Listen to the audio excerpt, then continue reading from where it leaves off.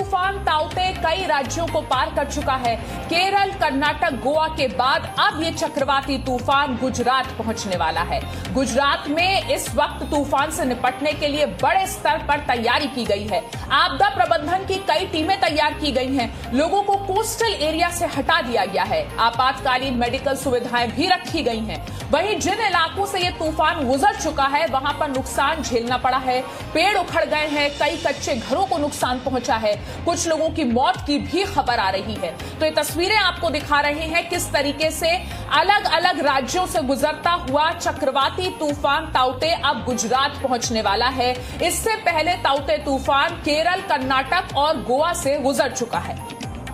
तो इससे जुड़े हम आपको 10 बड़े अपडेट भी दे देते हैं ताउते तूफान से जुड़े। म्यांमार से चला ताउते तूफान भारत के लक्षद्वीप, केरल, कर्नाटक और गोवा को पार कर चुका है और फिलहाल वो महाराष्ट्र की सीमा में दाखिल भी हो चुका है। हालांकि ताउते महाराष्ट्र में लैंड नहीं करेगा और वहां से गुजरते हुए गुजरात पहुंचेगा, जहां उसका असर भीषण हो सकता है, ऐसा अनुमान लगाया जा रहा है। आपको सबसे पहले ताउते तूफान पर इस वक्त के जो 10 अपडेट्स है वो भी बता देते हैं।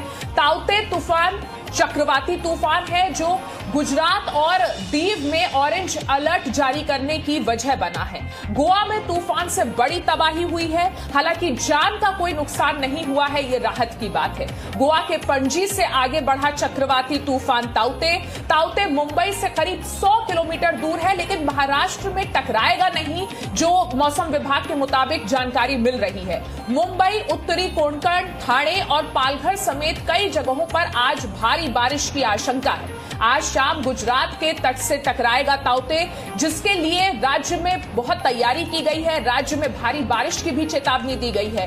18 मई को गुजरात के पोरबंदर और महुआ के तट से 175 किलोमीटर की रफ्तार से टकरा सकता है ताउते तूफान। वहीं अहमदाबाद और कच्छ के इलाकों में तूफान से नुकसान की आशंका जताई जा रही है। कोस्ट गार्ड ने गुजरात के मछुआरों को समुद्र में न जाने और बंदरगाह पर लौटने की चेतावनी भी जारी कर दी है। वहीं गुजरात में एनडीआरएफ की 50 से ज्यादा टीमें तैनात की गई हैं। आपदा प्रबंधन की पूरी तैयारी गुजरात ने इस वक्त की हुई है ताउते तूफान के मद्देनजर।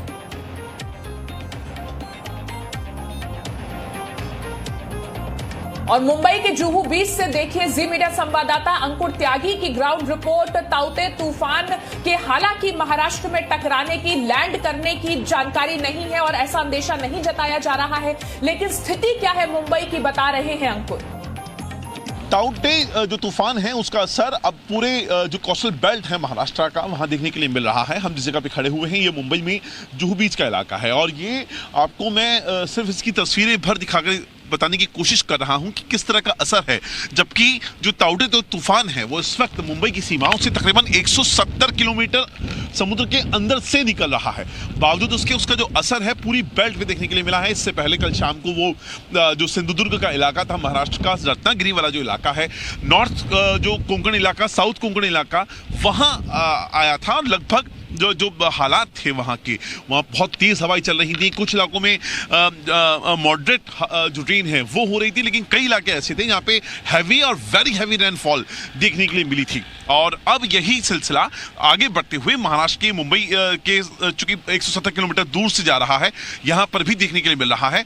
आसमान में बादल हैं, बारिश इस वक्त हल्की हल्की मुंबई में अलग अलग इलाकों में हो रही है।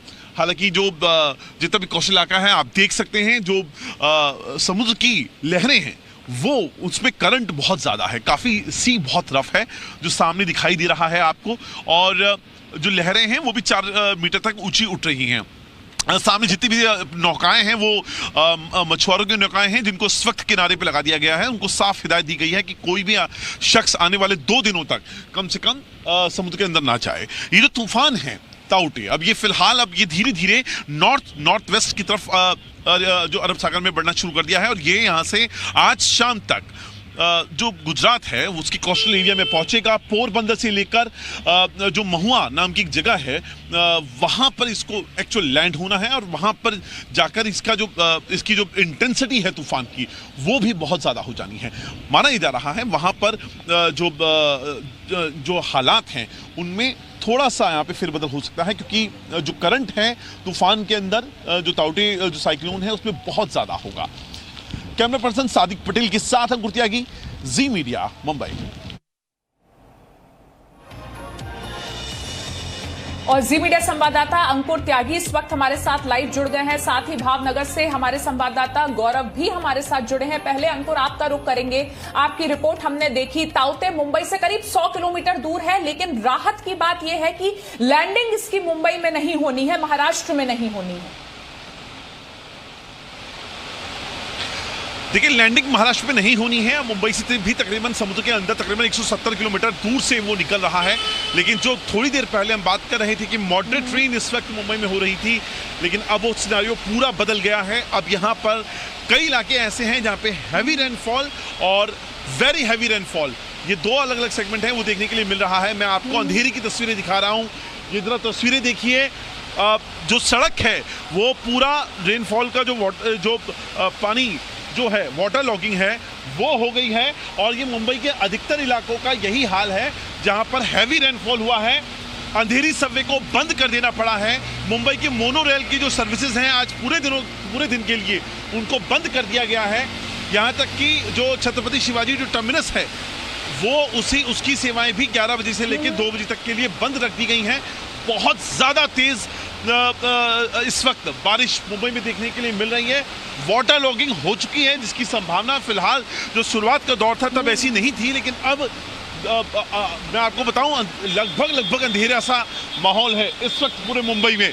ये आप जो तस्वीरें देख रही हैं ये अंधेरी की हैं।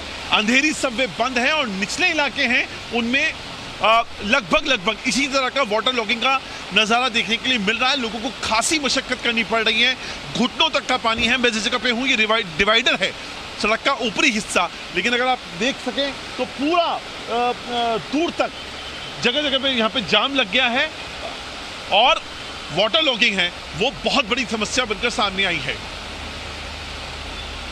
जी अंकुर, आपकी तस्वीरें जो आप हमें दिखा रहे हैं उन्हें देखकर लग रहा है लगभग अंधेरा हो चुका है। अलग अलग इलाकों में भारी बारिश हो रही है और वाटर लॉगिंग जो कि मुंबई की सबसे बड़ी समस्या बनती है, बारिश होते ही वो हमें दिखना शुरू हो गई है।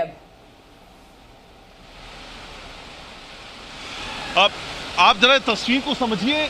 इस टाइम मेरे सामने से जो गाड़ियां आ रही हैं उनको अपने हेडलाइट्स जलानी पड़ रही हैं। इतना ज्यादा घना अंधेरा, हालांकि हम दोपहर के 12 बजे की बात कर रहे हैं, लेकिन सड़क के दोनों तरफ से जो गाड़ियां आ रही हैं उनको अपनी हेडलाइट जलाकर आगे बढ़ना पड़ रहा है, क्योंकि इतना ज्यादा एक तो जो रेनफॉल है वो बहुत ज्यादा हैवी है, जो उसकी विजिबिलिटी है वो अब बहुत कम हो गई है, और दूसरा आसमान में घना अंधेरा है घने बादलों की वजह से। इसकी वजह से भी जो विजिबिलिटी है उसमें बहुत असर पड़ा है। लोगों के घरों तक की लाइटें इस वक्त जल गई हैं, क्योंकि विजिबिलिटी यहाँ पे बहुत कम हो गई है।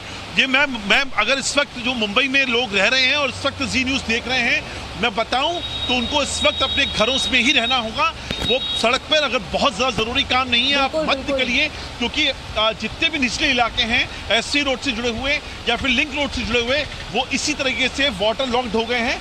कई गाड़ियां यहाँ पर बंद पड़ गई हैं। जगह देखिए, मैं आपको अपने कैमरामैन से कहूँगा ताकि लोग इस चीज़ की इंटेंसिटी को समझ सकें कि हालात इस वक्त मुंबई में किस तरीके से हैं, जबकि जो तूफान है वो 170 किलोमीटर दूर से पास हो रहा है मुंबई से, लेकिन पूरे शहर में आगे तक का पूरा इलाका ये हालत तब है। बिल्कुल वीरा देसाई की जो रोड है ये आगे जाकर जी अंकुर जी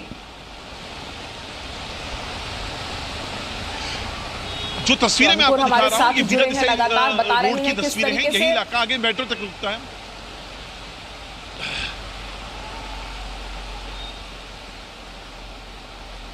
जी हमारे साथ जी मीडिया संवाददाता गौरव भी जुड़े हुए हैं भावनगर से। गौरव, वहां की स्थिति के बारे में बताइए। मुंबई की जो तस्वीरें आ रही हैं उन्हें देखकर यह साफ हो जाता है कि भले ही 170 किलोमीटर की दूरी से महाराष्ट्र से गुजर रहा हो ताउते, लेकिन असर साफ देखा जा सकता है। आपके पास क्या अपडेट है ताउते को लेकर?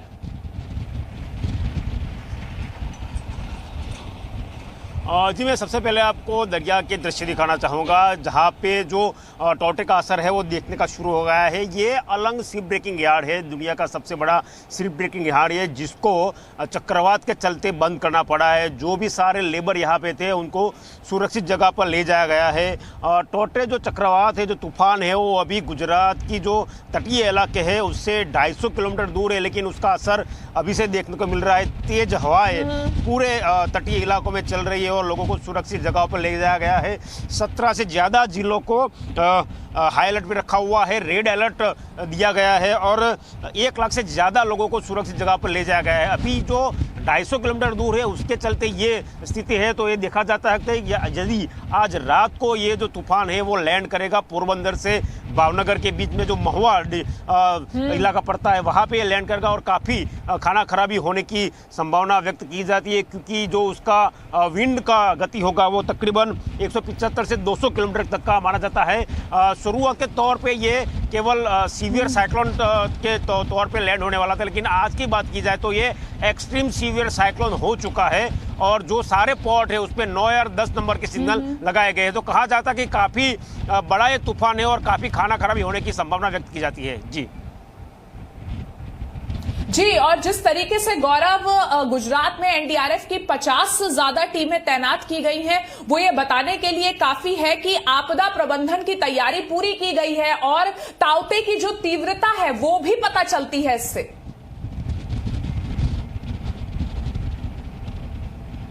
जी, बहुत सही बात है, क्योंकि एनडीआरएफ की जो टीमें यहाँ पे लगाई गई है उन्होंने अपना काम शुरू कर दिया है। जो भी तटीय इलाके में लोग रहते थे, कच्चे मकान में रहते थे, उनको निकाल के अच्छी जगह पे, सुरक्षित जगह पे स्थित किया गया है। लेकिन जो टौटे की जो तीव्रता है वो काफ़ी ज़्यादा है, क्योंकि जब समुद्र के अंदर तूफान होता है तो उसका जो पवन की गति होती है वो कम होती है और जैसे वो लैंड करता है तो पवन की गति वो बढ़ जाती है।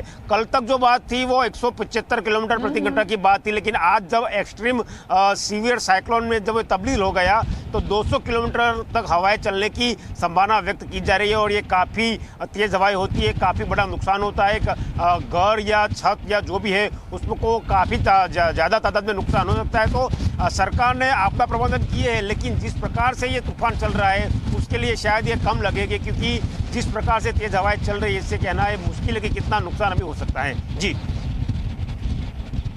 जी, और गौरव, पोरबंदर और महुआ के तट पर ये तूफान, जैसा कि आशंका जताई जा रही है, टकरा सकता है। जो कोस्ट गार्ड है उसने भी ये कहा है, एक अपनी तरफ से अलर्ट जारी कर दिया है मछुआरों को कि समुद्र में ना जाएं, बंदरगाह पर लौटने की चेतावनी दे चुके हैं। और क्या कुछ तैयारी की गई है?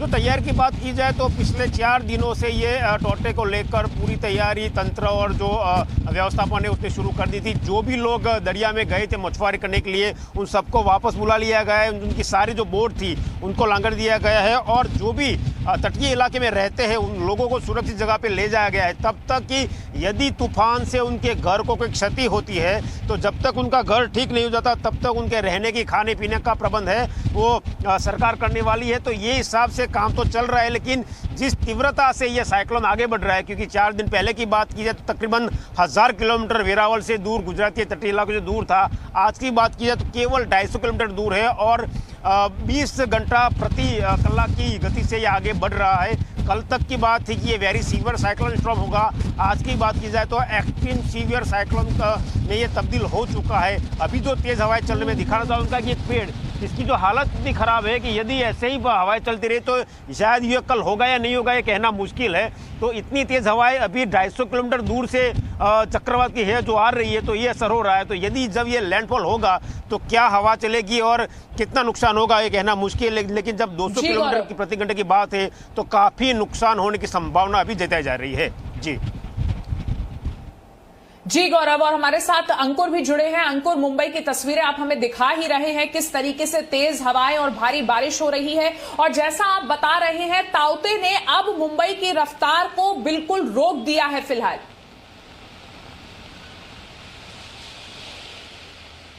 बिल्कुल अदिति, मैं तस्वीर के ही जरिए लोगों को समझाने की कोशिश करूंगा। जो लोग इस वक्त जी न्यूज़ देख रहे हैं, जो मुंबई में रहते हैं, वो बहुत ज़्यादा अलर्ट रहें।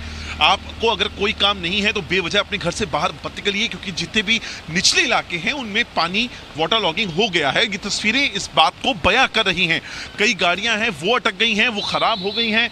ये देखिए, गाड़ियों का आगे वाला जो सिरा है वो पूरा इस वक्त पानी में डूबा हुआ है। हेडलाइट जलाकर लोगों को मजबूरी में यहाँ पर निकलना पड़ रहा है। ये जो चीज़ें हैं, जो परिस्थितियाँ हैं, ये जो बयां हो रही है, पूरे मुंबई में लगभग यही हाल है। और यही वजह है कि मोनोरेल जो है उसकी सर्विसेज हैं उसको सस्पेंड कर दिया गया है आज पूरे दिन के लिए। एयरपोर्ट में भी यही हाल है, 11 बजे से लेकर 2 बजे तक साथ ही एयरपोर्ट भी बंद है। एयरपोर्ट की जो सर्विसेज हैं उनको फिलहाल